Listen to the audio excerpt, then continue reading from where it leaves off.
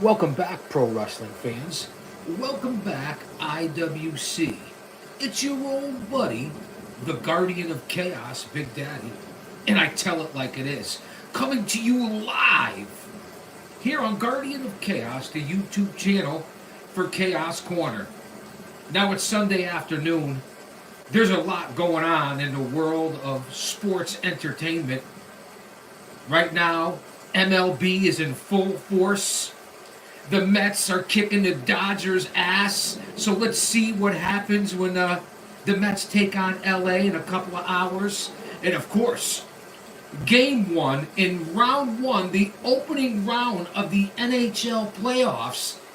And you know that I'm a Rangers fan, a 50-year Rangers fan, and a 50-year New York Mets fan, and a 50-year New York Knickerbockers fan.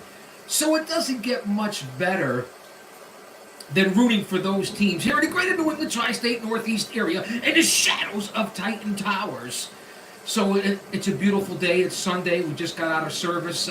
Shout out to our Lord and Savior Jesus Christ, because if He's for us, no one else can be against us. Stay emotionally, mentally, physically, and spiritually fit in this day and age. So we're here live. Kick back and relax. I'm still trying to figure out all this going live on YouTube, because you know I earned it the hard way. One man, unique, unedited, unscripted, raw dog for you, the fans. That's right, with the over 1,000 subscribers and 4,000 watch hours, I did it the hard way. And good afternoon, I acknowledge the OTS Tribal Queen, a member of the Chaos Squad. She's one of the smart ones. And if you see her, whether it's over on OTS with JD, or whether it's over on Don Tony and Kevin Castle, she's one of the moderators who will kick your ass. So a big shout out to the Queen for being here live with the GOC. I'll say that to say this, because I tell it like it is. Tonight, AEW Dynasty from St. Louis. Now everybody's brother, mother, uncle, sister's ass is going to be there. One thing I'm going to say about TK and AEW, they may not have the emotional investment, the ring psychology, the storytelling of the WWE. That's for damn sure. Throwing out match after match, no pacing. If you watch Collision and Rampage last night, and even Dynamite over these last few weeks. But TK, when it comes to pay-per-views, he does put together tremendous cards, tremendous events, and tremendous matchups. And tonight's going to be no different. Now, am I happy that we went from the traditional 4 pay-per-views a year to now having a pay-per-view every month at 40 and 50 bucks? Whether you stream it illegally or not, whether you got VIP, I don't know what you guys do. But it's starting to hit you with the shekels, am I right? But with TK and AEW, the pay-per-views are worth the money. So let's see what happens as the WWE is running roughshod through the rankings and through all the different shows. Just think of how many hours of pro wrestling are on TV every week. Monday Night Raw for 3 hours. NXT is on Tuesday nights. Wednesday night we have Dynamite. Thursdays, I believe, is TNA Impact. Fridays is SmackDown and Rampage. Saturdays is Collision. And then Sundays open for pay-per-views. No wonder why there's so many people out in the IWC. And before we get started here, because this is my quick preview show for AEW Dynasty until we have we'll be covering tonight. I won't be live tonight, but I will be on the community page and over on X. I will be reporting, giving you my thoughts and my opinions. But I want to give a big shout out to the people that allow me to moderate, who are the best podcasters in this community. All right? JD and Off the Script, the #1 fucking podcast on YouTube in the IWC. There's no two ways about it. When you have 125, 130,000 followers and anywhere from 3,000 to 7,000 or 8,000 people in a live chat, who else does that in this community? Nobody that I know. So check out JD and Off the Script and his co-host, the Chi-Town Smark, Heel Jesse. It's good to see the family's doing good, Jesse. And he's one heck of a co-host. And now who's going to be filling in for Ticket Drew, aka Andrew Baydala, on Tuesday Night Titans, since Andrew is now persona non grata. I love Baydala. We still follow each other. He's a smart guy. But I wonder if he's stacking marbles on the freeway now. I'm just saying, man. I'm just saying. So we have one of JD's partners from House of Glory coming in.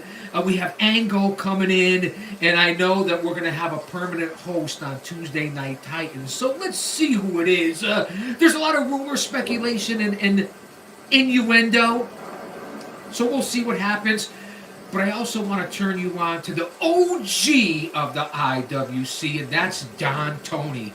Don Tony and Kevin Castle. Does it get much better than that when it comes to podcasts about pro wrestling? They've been around since the late 90s. To sit down with Don Tony, Monday Night Raw previews, DT and Casey are back, and they're rising in the charts. So that's another group that I moderate for that are really unbelievable. Also, my boys, Comic Book Bob, Hollywood, and Here's Johnny, over at the Wrestling Council. I'm a mod over there too. Listen, I'm not taking away anybody's amended rights, but if you get it fucked up, you're gonna sit on the bench. Of course, there's my boy on the PWZ, Pro Wrestling Wire. That's Rick Del Santo. Check out Hey Roma! Hey Roma! The Paul Roma podcast with Roma Nation and Mancini's Maniacs. Also on Cheap Heat Productions with Morris Shortell, Jack Kilby, and the Mario Mancini Show over on Cheap Heat Productions. So those are the different people. Listen, I follow everybody and listen to everybody out there in this IWC community to get bits and pieces. I'm always learning, so this way I could roll it up into one big ball and put it with my viewpoints and thoughts in my 50 years as a researcher, a historian, a scout, a producer, an agent, a smart, a mark. That's right, I said it, a mark. In my over 3 decades being a pro wrestling manager, broadcaster, color commentary, coming out 2 and 3 times a night with my stable, it took the fucking bumps. Remember that, because most of you out there in the IWC can't say that. You're sitting on the other side of the mic, you're sitting in the offices, you're doing commentary. When have you ever stepped in the ring and trained and took the bumps like I did? That's why you come here, because this is a different kind of show to make it relatable. I don't know everything. I learn a lot from the IWC and other podcasters, but you can't say what I did. And we'll get off on that. I'm just throwing it out there. Also, I want to acknowledge a bunch of guys that I moderate with and have now started their own shows and give them a lot of credit. I'm going to say that to say this because I tell it like it is. Big O, Otis at Big O Gaming, his boys and podcast partners, Hooligram, my brother from another mother, Future, Hoodie Rob, baby, the Scripts Podcasts, the Mid-Mo Smark Jeremy, who will be at Dynasty tonight, Kratos, Scripts, Lil Montana, that whole clique and crew over there at the Bay Resort with Big O and so on and so forth. They really have come a long way. And when these dudes get together from that whole clique that was formed out of OTS, they know what they're talking about. They're paying attention. And as I said, my members here, Austin Nance, who's an unbelievable moderator with myself and Jen over at the Don Tony and Kevin Castle show, especially with Don Tony. Austin's a great man. He's a member on the channel. Jen, I acknowledge the Tribal Queen, as I already said, was the very first member on this channel. She doesn't have the brain of a dehydrated baby like all of you out there. Go to my community page, leave a comment. There's 3,000 videos on this channel, from my career to everyone I worked with, and of course all the classics and all the live events that I cover. So I can't appreciate you guys enough for being here. That's my opening 10-minute monologue, my 10-minute rant, if you will. Let's jump into tonight's card. 0 hour for AEW Dynasty. There's going to be 12 matchups, including 0 hour in the main show. From St. Louis, Missouri. What history in Missouri?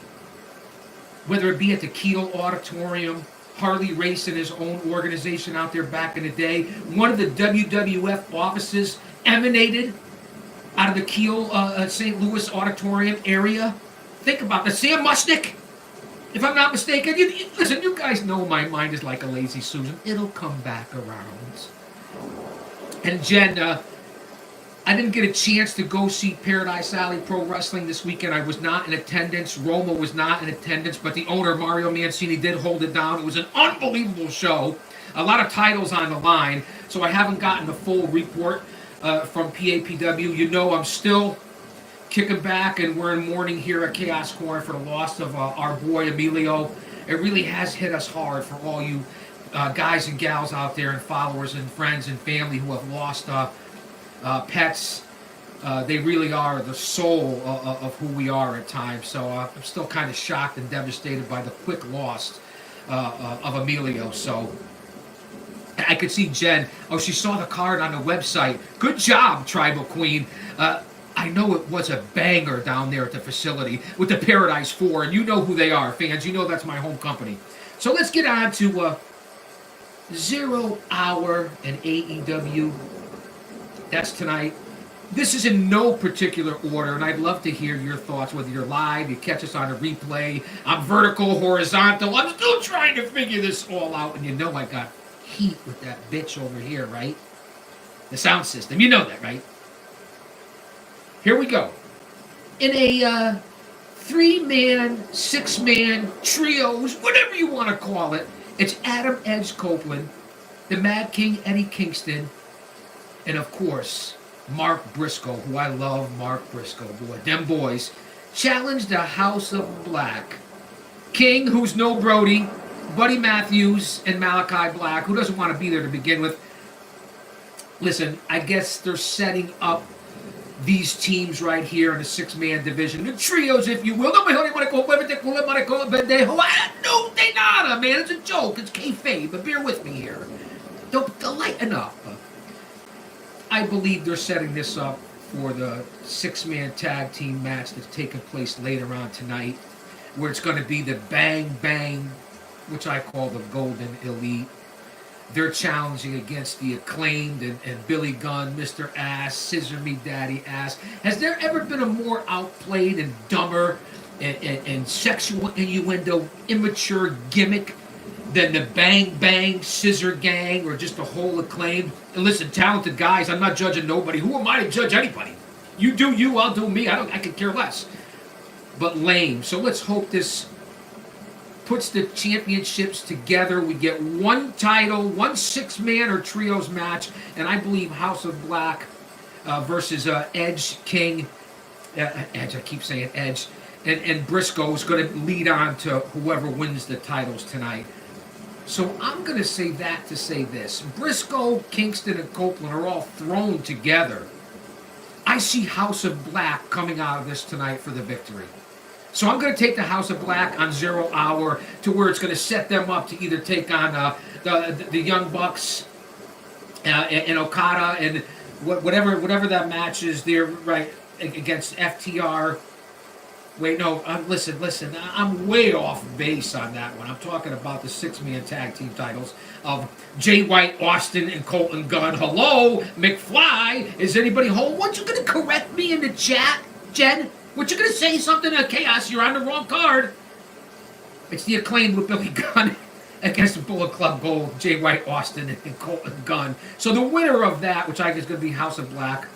And it's funny that both those matches are on the pre-show. The 0 Hour, if you will. So that's who I'm taking. The House of Black over Copeland, Kingston, and Briscoe.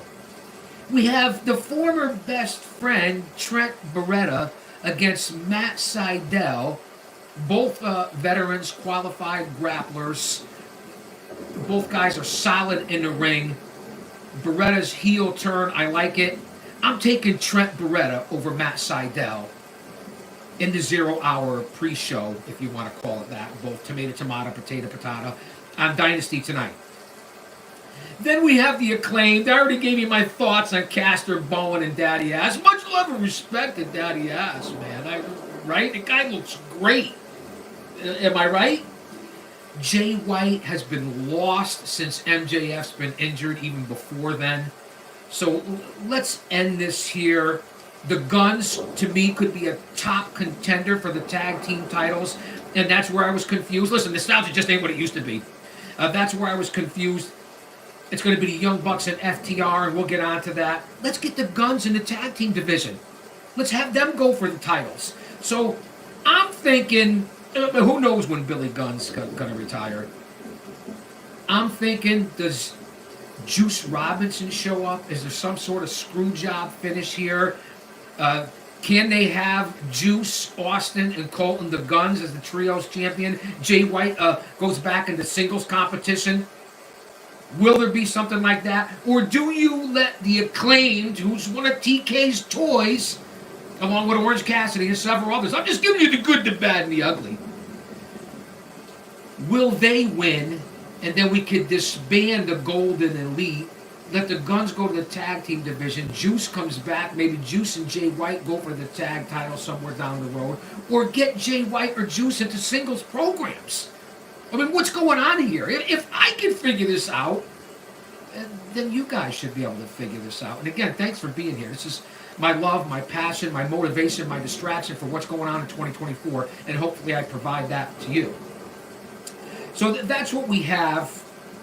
We have also on the 0 Hour show, speaking of Orange Cassidy and Tony Khan's toys, it's Orange Cassidy and Shibata. Konnichiwa, bitches. Origato from the Chaos-san. As they take on Shane Taylor Productions or Promotions, Shane Taylor and Lee Moriarty. Now remember when Orange Cassidy couldn't lose? I mean, it's just that simple. On the streak with the Intercontinental title, whatever title it was, international title, that's one of TK's toys along with the Acclaimed. And again, no offense to anyone, I'm just telling it like I see it. They'll lighten up, and if you don't like it, change the fucking channel. I apologize for cussing. Orange Cassidy and Shibata against Shane Taylor and Lee Moriarty. I don't see Orange Cassidy losing. I don't see it, especially with Shibata. So I'm going to go with OC, freshly squeezed, and Shibata over Shane Taylor Promotions. Although Shane Taylor has surprised a lot of people in AEW.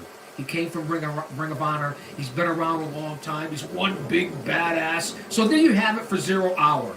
I'm taking the House of Black over Copeland, Kingston, and Briscoe. I'm taking Trent Beretta over Seidel.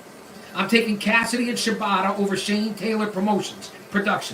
I can go either way with the Acclaimed and the Bullet Club Gold, but for Jay White and the Guns and hopefully Juice Robinson, who was the straw that stirred the drink and that whole Golden Elite, I'm hoping for that sake and to move the storyline along, that maybe the Acclaimed and Daddy Ass, and they can go scissor each other. Maybe they'll take it, we'll combine it, and we'll get rid of it. And then we can open up a lot of other storylines that are much needed in AEW. And people talk about ratings and say they're not needed or they don't mean anything, but they do to the sponsors. Maybe not to you geeks and goons and neckbeards and mouth breathers. I'm just saying, man. Not my followers, not my subscribers, not the ones that are watching. Let's get on to the main card. There's 8 matches on the main card, 4 on 0 Hour for a total of 12 matches. And this is no particular order. All the championships are on the line, even the made-up ones. Okada takes on that bastard Pac for the Continental Championship. Listen, Pac can't even get into the country half the time. That's not my problem, nor my issues. We know what's going on here in the United States with the border invasion, wars, rumors of wars, of the economy, crime, division. It's a shithole. It's a mess. We are the whore of Babylon. Let that sink in. I'm just giving you reality. No way Okada's going to lose this belt anytime soon. Let's face it, with the contract and everything else, it'll be a banger of a match, as the kids say. I will take Okada over Pac to retain the Continental Championship. It's a no-brainer. Then we have Roderick Strong against his former partner, Sean O'Reilly, or Kyle O'Reilly, or O'Reilly's. I don't know. He's one heck of a grappler. Both of these guys, when they were in NXT and the WWE, they were unbelievable grapplers for guys that are, I would consider, middleweights, bordering on the light heavyweight. 2 guys, if they put the comedy shtick and bullshit aside, are unbelievable grapplers. No way Roderick Strong and the United Kingdom, Evolution, whatever they're called, Adam Cole, baby, boom. I don't know. No way Roddy Strong loses this belt to a returning O'Reilly. That's my pick for the International Championship. I'll take Roderick. Then for the fourth time, I believe, in recent memory, it's Matthew and Nicholas, the EVPs, the Young Bucks. And listen, I'm not big fans of theirs. I never was, even in the independents. Give them credit for what they do. Give the devil their due. They were involved in all the chicanery and bullshit, and they're arrogant and they're prideful, and they think who they are, and they're better than everybody else. They're a solid tag team. And I don't want to say, thank TK, I guess, for changing up their gimmick and making them into heels. Because at least it's been able to string out their careers for young guys. I didn't like them as faces. I didn't like them in the Elite. I didn't like them in the Independents. But I'll give them credit for their talent. You've seen one Young Bucks match. You've seen them all. But the heel turn, although they're pricks, has given them a little extra something, and I kind of like it. FTR has fallen in the proverbial black hole of professional wrestling. When they were the Revival and NXT, they were unbelievable. They left there because they didn't have creative control. They came over to AEW, FTR, the Midnight Express entrance theme. Two unbelievable grapplers. They were up here. And boy, have they slowly just dropped down the tag team division, losing singles matches, being double tapped out, losing to mid-card guys, to teams they should never lose to. At one time, definitely the number one tag team on the planet in the IWC was FTR.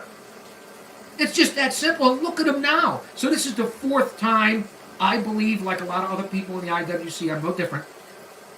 I believe this was set up for the Young Bucks to win the tag team tournament, to get them back into good graces because of what they mean to TK. Again, TK, another one of his toys, Tony Khan. And no disrespect, because the guy's putting his money on the line. Who am I to judge Tony Khan?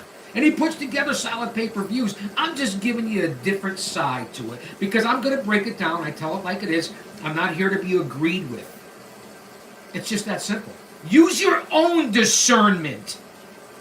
So for the fourth time here, now I believe, if I'm not mistaken, FTR won at least 2 out of 3 or all 3 of these bouts. If FTR loses again, where does that leave Harwood and Wheeler? Do they break them up and make them into singles? Do they leave the company? Is it their association with Punk? Although they flip-flop like a flapjack more than a tuna being pulled out of the bowl? I mean, it's the truth. And it's cost them. I'm going with the Young Bucks to win the AEW Tag Team Championships. And they happen to just meet up in this tournament. You know it was written for them. But FTR, what a disgrace on what's happened to FTR and AEW. Now, would I be shocked if FTR won the championships? No. I wouldn't. And I agree with the Tribal Queen. They should leave. It's just amazing how far they have fallen. And then when they were ever double tapped by the BCC, you know, Moxley's the IWGP champion now, and I like what he's doing, and I'm starting to buy in a little bit, although it's the same shit with Moxley as well. They love him in AEW. All 750,000 of you. Not one of them. So I'm going to take the Young Bucks to win the championship. And then I think it's going to set up, hopefully maybe Juice Robinson and Jay White could team up again and become a tag team. Right? And go for the titles. Maybe the Guns could go for the titles. Are you going to split up members of House of Black to go for the tag team titles? I mean, what do you team up Mark Briscoe with someone, or do you keep him and have him win a singles title? I already told you what I thought about the trio. It's a 6-man tag. That's why I think they're setting up the House of Black for that too. Whoever wins in the 0-hour 6-man tag team titles tonight. I don't think it's going to be the Bullet Club. I'm not saying I'm right. So that's the way I see it. Let's get on to the women's division. Julia Hart and Willow Nightingale. Everybody in the IWC is picking Miss Happy Willow Nightingale. Everybody thinks Nightingale's going to win the TBS championship tonight. I'm going the opposite way. And I know people are saying that because then it leaves the Mercedes, Sasha Banks, Monet to go for Willow Nightingale, who have that very short storytelling history of being over in New Japan where she broke her leg or Stardom, wherever it was, and they have a history. I get it, but this is where you start Monet out, who's affected nothing in this company. Whether she's been in the ring or not, she's affected nothing ratings-wise or money-wise or putting asses in seats-wise. Not yet. She just hasn't. I just don't understand with Willow. I don't get it as far as rising here to the top. Now listen, Thunder Rosa, that's star power. Timeless Tony Storm, perhaps the best in the world. Chris Statlander. You know, when Jamie Hayter comes back, I'll even throw in Britt Baker, Deonna Purrazzo, Taya Valkyrie, even Athena if she got that fuck out of Ring of Honor. They're all above Willow Nightingale in my opinion. Look how quickly Julia Hart has come along. I consider Willow, who's a great athlete in her own right. I put her along the lines of an Akira or a Sky Blue or Red Velvet or, you know, ladies in that caliber, not so much in the A-League, although she can compete maybe a notch below. There's a lot of talent not being properly used. I just don't get it. So if Willow wins tonight, I won't be stunned, but I'm taking Julia Hart. Let Willow go feud with Mercedes, and Mercedes move on from there. I know Julia's a young lady. She's had this title for a little while, but she's definitely improved as I wrap myself up in chains. And if you read the bio on here on Guardian of Chaos, the YouTube channel, you'll understand what this is all about. So everyone's taking Nightingale. What do I do here? I'm going to take Julia Hart. I'll probably be wrong on that. Now, here's a match I'm very interested in. Thunder Rosa, who's got the mouth of a truck driver. Let's face it, fuck this, fuck that, whatever she's talking about. She's always got something to say, very outspoken. I love Thunder Rosa, especially when she was the women's champion. She got screwed over. She didn't get enough time. She's been gone for a long time. Some of that may be her own fault. She's earned her way back. Perhaps one of the better women's grapplers in the world. But Timeless Tony Storm and her gimmick and what she's done and the way she's presented this storyline, whether you think it's corny or not, Timeless Tony Storm to me is perhaps gimmick and everything personified, put together, perhaps one of the best, if not the best in the world.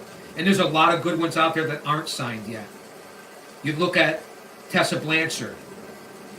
You look at Camille. You look at Julia. You look at Megan Bayne. You look at Masha Slamovich. You look at all these different ladies that are out there besides the number ones that are in the top two promotions in this industry. So I love Timeless Tony Storm.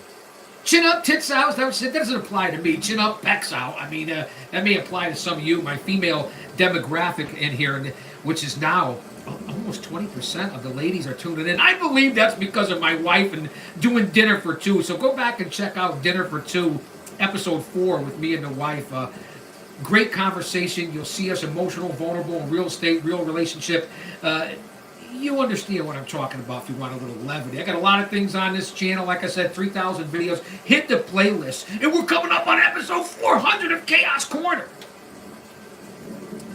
I'm going to predict, again, I wouldn't be shocked. This could go either way, some of these matches. I just think it's going to be a solid pay-per-view.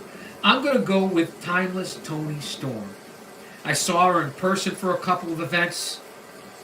Seemed like a nice lady. I believe she's an excellent grappler, putting all the character aside. She's the total package. I'm going to take Tony. I wouldn't be disappointed in Thunder. Thunder can go for some of these other titles. Again, a wide open women's division. Let's go on to a match that I really don't care much about. I wish Taz was a little bit more involved, although I know he can't do it physically. FTW. It's not even a championship. It's a symbol. It came from ECW. I know the history. I was there. I lived it. I loved it. I saw it.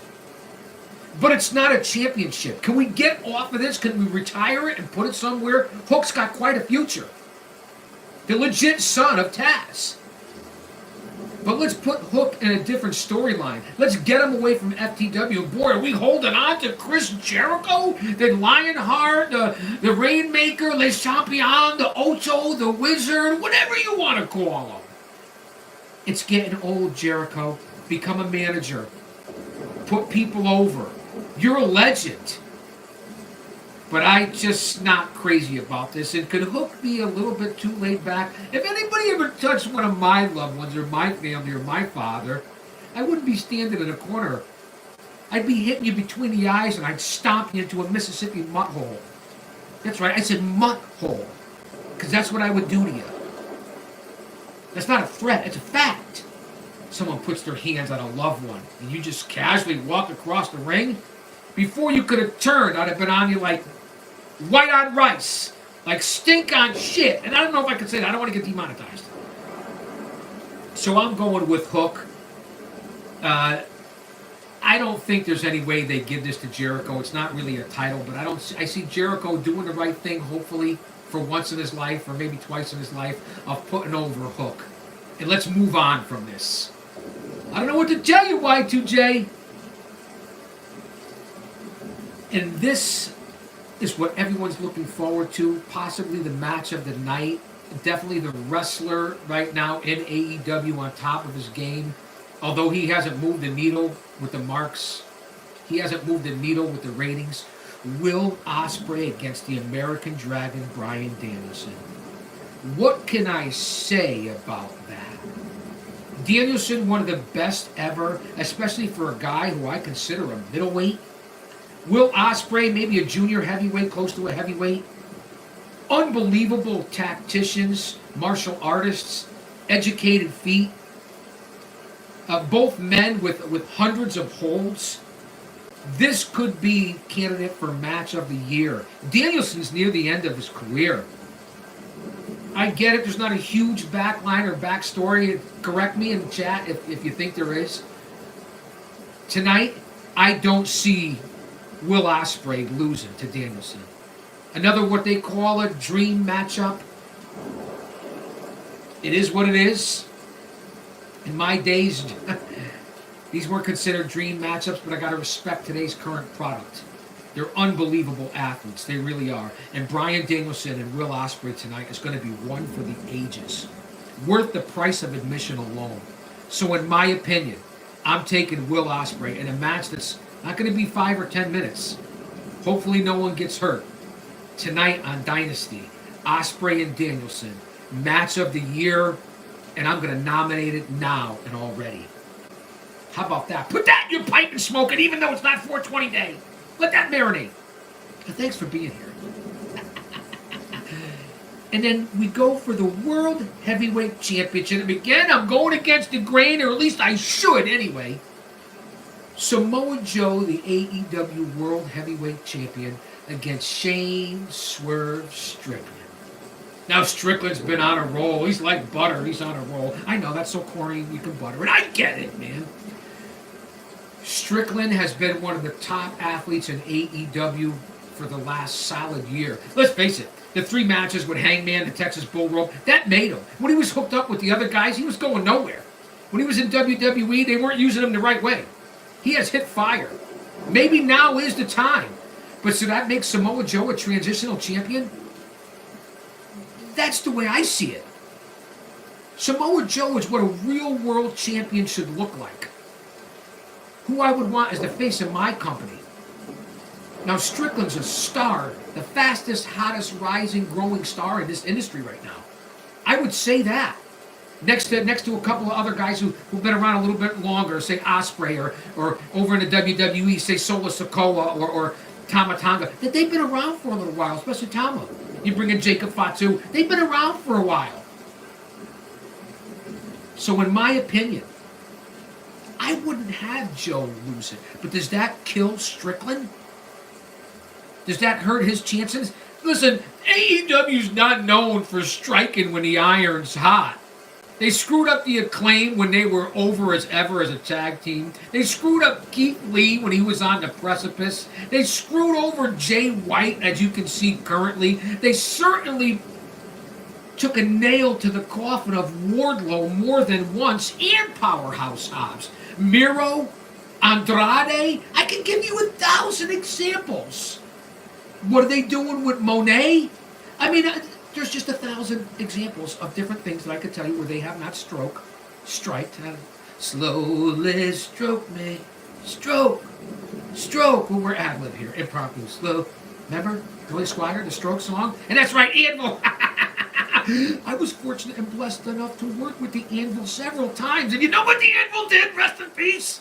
In a tag team match to yours truly, it was Jimmy Anvil Neidhart, Julio De Niro Fantastico Sanchez from TNT, wherever he was, Ring of Honor, and the GOC against two-time World Heavyweight Champion in WWE, Yokozuna, and Jake the Snake Roberts. After Julio got DDT'd by Jake and got pinned, I tried to come in and break it up. I gave the big forearm blow to Yoko, who threw me to the ropes, clotheslined me, backed up in the corner as I was laying up looking at the lights, and gave me the 600-pound leg drop. And then Jake, that son of a bitch, took the Snake Damien and threw him on me. It's all on camera. It's here on the channel. And guess who left me in the lurch, Tribal Queen? Guess. It's on video. He left me in the lurch. He went to grab me for a quick second to get me out of the ring from Yoko and Anvil. From Yoko and Jake. The Anvil. The Hart Foundation. The legend. Rest in peace. I love you, Anvil. But you left me hanging in the lurch, you and Julio, to take the snake from Jake and Yokozuna. Bonsai! That's true stories, and that's why you come here. Ooh, got a little crazy on that one. I'm sorry. I haven't forgotten that either, Jake. I haven't. You're still here. I'm getting off track here. Let me get back to AEW Dynasty. We're 37 minutes in here. We're going to end it by 40 minutes. And then tonight we'll be watching Dynasty. As I said, go to Twitter, aka X, at Big Daddy GOC. And the GOC stands for the Guardian of Chaos. I'll be reporting live over there. But I'll be reporting live here on the community page on this channel, giving you my thoughts, maybe even wrapping the chains a little tighter around my neck. Now, don't get worried. Don't say anything stupid either. So that's what I'm going with. I want Joe to retain this title. But I get it if they give it to Strickland. That's what all you geeks and goons want out there anyway. You want it to be Shane Strickland. I understand that. And not that it's not deserved. He's earned it. But we'll see what happens. And will Jungle Jack off Perry Jungle Jack show up tonight at some point? Everyone thought it was going to be last night. Cry me a river. I stand with Punk. Jack Perry's a punk from what I understand. I don't know him personally. So, I can't thank you guys enough for being here for the AEW Dynasty preview show. And then, of course, my chicanery. So, we'll see what happens. You think that MJF will return tonight? I don't think so. Hula Grim! My brother from another mother, there is no other to Hula Grim. It's in the fucking house! Thanks for being here, Huli. We're just running over AEW preview. Go back and see it. We're getting ready to end the show tonight, but thank you guys for being here. My predictions, my preview. Again, I said it earlier, Huli, go back and check out this whole show. I gave a big shout out more than once to Big Otis Gaming, Future, Hoodie Rob Bebe, Kratos, Scripps, Midmo Smart, who will be in St. Louis tonight, and of course Hula Grim, and all the guys over there, and JD, and Jesse, and OTS, and Don Tony, and Kevin Castle. And then of course, all of the different matches, the 12 matches or 13 matches, 4 on 0 hour, I believe 8 on the main card. This was my preview and predictions, and I'll be reporting all night. And I'll be tuning in to the other guys over there too. So thank you guys for being here. I don't want to overstay my welcome. Go back and check it out. Huli, Jen, I know you're live. I see you. Hit the bell for the notifications. Drop an elbow on that like button. And let's continue to grow this. This is only my second live in years. I usually do live to tape, so I'm still figuring this out. Remember, one man, unique, unedited, unscripted, raw dog for you, the fans. And I'll say that to say this, as I always say, because I tell it like it is. Don't you dare miss it. I'll see you tonight, AEW Dynasty.